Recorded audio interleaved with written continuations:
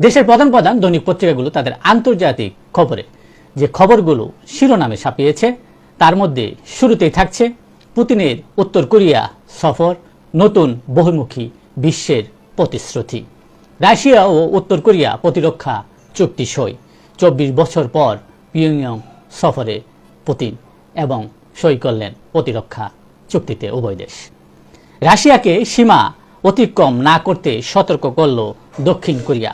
পুতিনের উত্তর কোরিয়া সফরকে নিয়ে দক্ষিণ কোরিয়ার এমন সতর্কবার্তা। রুশ হামলায় ইউক্রেনের জ্বালানি অবকাঠামো ক্ষতিগ্রস্ত। বুধবার এই হামলা চালিয়েছিল রাশিয়া।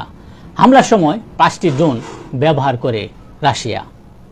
তাইওয়ান প্রণালীতে চীনা সাবমেরিন, নজর তাইপের। তাইওয়ানে $36 কোটি অস্ত্র বিক্রি করছে যুক্তরাষ্ট্র।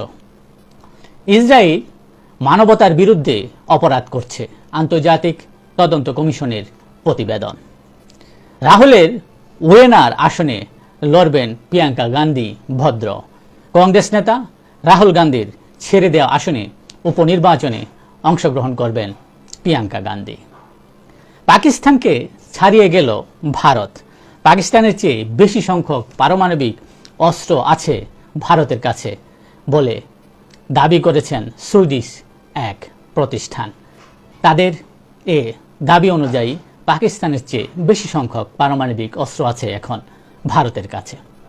এই ছিল দেশের প্রধান প্রধান দৈনিক পত্রিকার শিরোনামে উঠে আসা শীর্ষ সংবাদ, যা নিয়ে এতক্ষণ আপনাদের মাঝে উপস্থিত ছিলাম। আশা করি আপনাদের ভালোই লেগেছে। সার্বিক খবরের বিবেচনায় যদি আপনাদের কোনো অভিমত, অভিব্যক্তি, সমালোচনা কিংবা কোনো পরামর্শ থেকে থাকে তাহলে অবশ্যই কমেন্টসে জানাবেন। আপনাদের কমেন্টসের প্রত্যাশায় আজকের মতো এখানে বিদায় নিচ্ছি। আবারও দেখা হবে আগামীকাল ঠিক একইভাবে সারা বিশ্বের সংবাদ 7.30 মিনিটে। সে পর্যন্ত অবশ্যই সকলেই ভালো থাকবেন, সুস্থ থাকবেন। আসসালামু আলাইকুম ওয়া রাহমাতুল্লাহ।